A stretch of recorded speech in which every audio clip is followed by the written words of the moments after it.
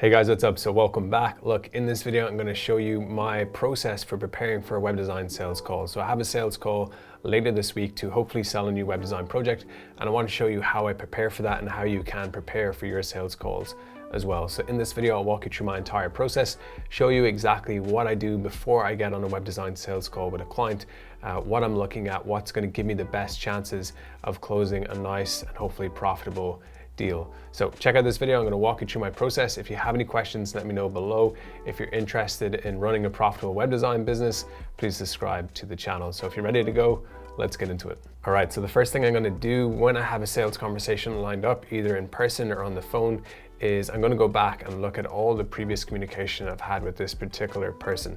So I'm going to try to figure out basically why they were motivated to give me the time, to give me their energy, to get on the sales call or have an in-person meeting in the first place. What could be something here that maybe was the thing that is motivating them? So I'm going to go back, look at all the previous text messages, the emails. If I had some previous phone calls, I'm going to go over those. If I wrote a cold email or I reached out to this person on LinkedIn or Facebook, I'm going to go through those messages and just see if I can identify something that they responded to. Did I say something that might have been the thing that got their attention, that is motivating them to spend the time, to spend the energy to talk to me?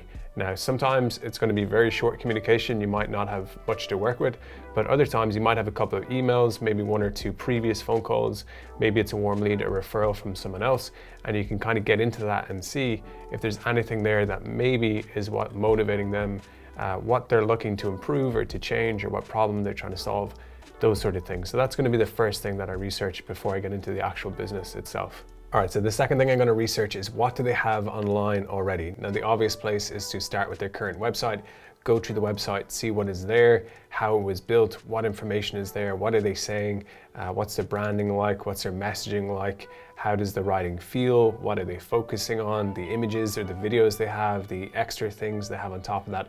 So all that stuff I'm going to go through. I'm not going to focus too much on the design, although that is a part of it. With the project, I'm hoping to redesign it. So if they have problems with the website, that's fine. I'm going to note those down. But really what I'm looking at there is what were they trying to achieve with that original website? What are they trying to sell? Who are they trying to sell it to? What was the purpose? What was the plan with what they already have online?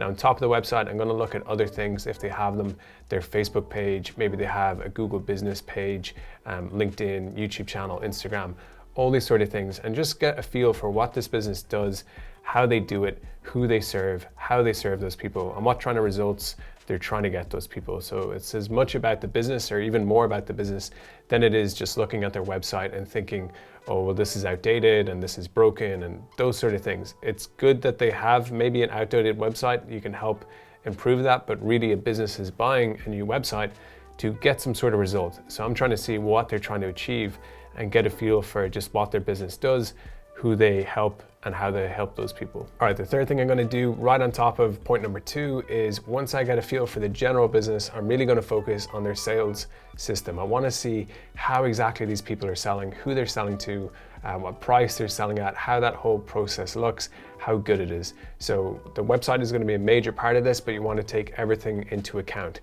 How are people finding this business online? What might they be searching for? What problems might they have? What solutions might they be looking for? What benefits do they want from a business like this? And then when they get on the actual website, or when they encounter this business, in any way online, through their Facebook page, through their Instagram or whatever, what's the process looking like? How is this business taking those potential people, educating them, giving them the information that they need, trying to motivate them to get a sale, and then what action are they trying to get them to take? Do they want people to fill out a booking form, to jump on a phone call, to drive down there in their car and use their service or products in person? Whatever it is, I'm trying to step into the perspective of a potential customer or client and get a feel for this whole business. Do they have an effective sales process, or is there room here or a lot of potential to improve things?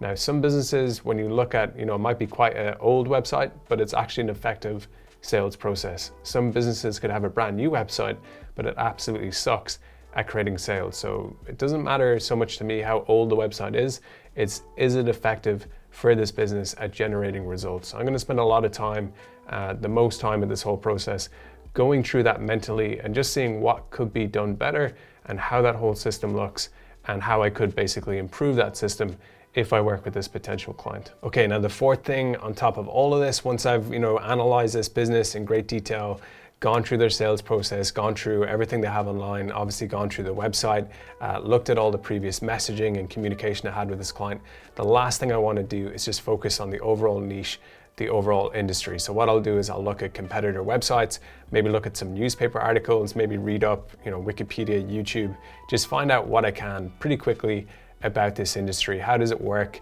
What's the general thing behind this? What are most customers looking for? What results is going on? What's the culture or the community or the general thing around the service or around this product? It's really, really useful to have when you're in a sales conversation because it's going to give you a lot of context. This business, if you just looked at the business, you will spot a lot of things, but maybe when you look at the whole industry, you'll see that other people are doing things in a much different way, that there's a lot of different potential to switch things up, to use the best things from different websites or different competitors in the industry. So you want to have that overall context of the niche, of the industry, of everything. And then you also want to have that super detailed analysis of the business, of their website, of their sales system themselves. So hope that's making a lot of sense. If it is, let's jump into the next part. All right, so for stage 2, the second stage of this, after I've done stage 1, is what I'm going to do is prepare some written questions and some written notes for the sales conversation. Now for me, I keep this really simple. I don't want to be overwhelmed on a sales conversation looking at 1,000 different pages of notes. All I do is I get some printing paper and I basically try and keep it to 1 page. Now what I'm going to show you is how I divide up that page. It's basically just 3 sections. It all comes from the information in that first stage, what we've already covered. So let's get into it. The first one here is going to be facts. So what I'm going to do with that first section is just all the raw information that I'm seeing as I go through this business. I'm just going to write down some rough notes there. So how long have they been in business? What do they sell? What's the names of their products or services? How many staff do they have? How many locations? Where are they based? What's their opening hours? Those sort of things. So just like the raw, most important facts with the business. Now, why I do that is during the sales conversation, I just want to keep in mind exactly what this business is, who they are, what they do, those sort of things. And it can guide my questions, it can guide the conversation. If I don't have this information, it's very likely that I will say something that isn't relevant or it isn't on point, and the business owner will detect it. I won't know because if I haven't done my research, I won't know that I'm saying the wrong thing, but the business owner feels like, okay, this person doesn't really get it, they don't understand, they're not really listening, or they haven't done their research, or they haven't prepared.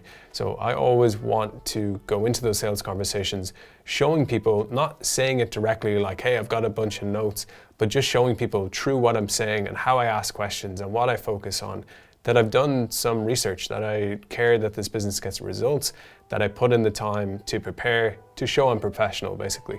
So in this first section, just some facts about the industry, about their business, what they do, who they sell it to, what their services are, all those sort of things. Okay, the second thing that I'm going to focus on is what we've already covered, the sales system that they have for their business. And what I'll do in this section is I'll start looking at all those in-depth things with their sales system. Are they using a booking form? If they are, what information are they asking for? Is it a phone number? If it is a phone number, what's the operating hours on that phone number? If it's some sort of other system, how does it work? Are they running ads? What are they saying on Facebook? Are they posting stuff on Instagram? If they are, is there a link on Instagram? How many likes do they get for a photo? How many followers do they have?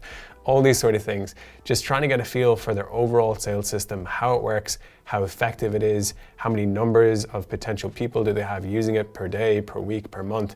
Just doing what I can to get a feel for those figures. It's very hard to do accurately when you look at a business from the outside. It's very, very hard to know what's going on in the inside. But any kind of work that I can do to just get a glimpse of what's going on is going to pay off a lot on the sales conversation.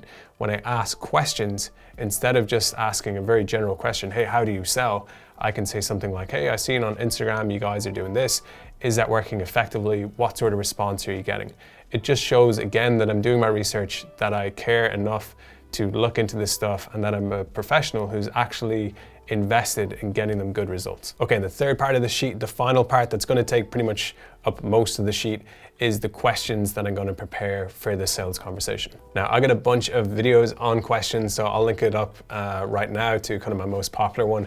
But what I'm going to do here is start with the overall situation and get down to the fine details. So with questions, whenever you're asking questions to help sell, and they're one of the best ways to sell, you don't want to jump straight into the kind of final goal with, this is what I'm going to focus on to make my sale. You want to start from the beginning and make sure that you don't miss anything and that you're covering everything correctly. I'm going to prepare about 10 to 15 good questions about this. I'll write 3 to 4 general questions, 3 to 4 questions focusing on potentially finding problems, and then kind of like follow-up questions or different areas that I might want to cover, or specific things that I see that I think have the most potential, and I can try like guide the conversation towards those points once I get it going. So once I have the sheet ready to go, that's kind of my notes done for the phone call. I won't do too much more on top of that. I don't want to go into the phone call, over prepared, overwhelmed with like a million different questions and all these different things. I want to just really have those good notes and then focus on that stuff. And during the phone call, be actively listening, be engaged, be present in the moment. I'll still have my notes, but I will be present to what they're saying. I'm not thinking about things in the back of my head as they're talking. I'm listening to what they're saying, I'm engaging, and it's only when things kind of go a little bit slower in the conversation, or there's a pause, or I have a moment, then I'll quickly go to the notes, use something in the notes, and then go back to the conversation. So that is it for this video. If you have any questions, let me know below. Really hope you enjoyed it. If you did, give it a like and subscribe if you want to see more content like this. Catch you in the next video.